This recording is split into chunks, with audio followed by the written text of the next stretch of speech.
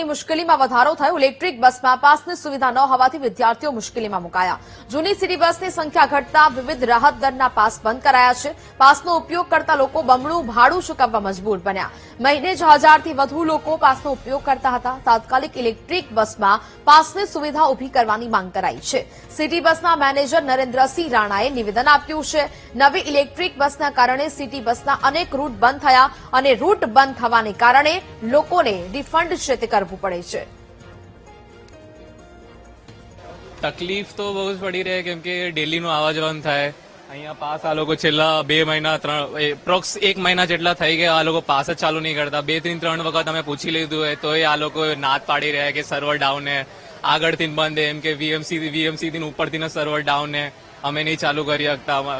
અહીંયા બસ એ લોકો બેઠેલા હોય, અહીંયા એમનું કામ હોય કે પાસ નીકાળે, સ્ટીલ એ લોકો બેઠેલા હોય। એમાં નીકળે પણ અહીંયા તે બંધ એમ કહેતા હતા, ગોતરી જવું પડે અને બંધ હે। તો હવે શું ખબર, ચાલુ થઈ જાય તો સારું। તો પહેલી વાત તો કે જ્યારે પાસ હતા તો એના લીધે અમને થોડું કન્સેશન પણ મળી શકે છે પાસની અંદર। તો અમારી બસનો ભાવ મતલબ એકદમ નોમિનલ થઈ જાય છે, જેના લીધે અમારે આવવા જવામાં થોડું સરળતા રહે છે।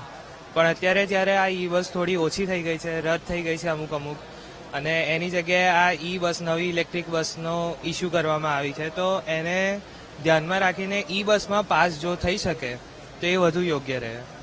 તકલીફ તો છે કારણ કે એમાં છે ને સ્ટુડન્ટોને જે પ્રમાણે ભાડું હતું એ થોડું ઓછું જોવા મળતું હતું। જેમ કે અત્યારે આવવા જવાનું ભાડું છે એ વધી જતું હતું, ડબલ થઈ જાય છે।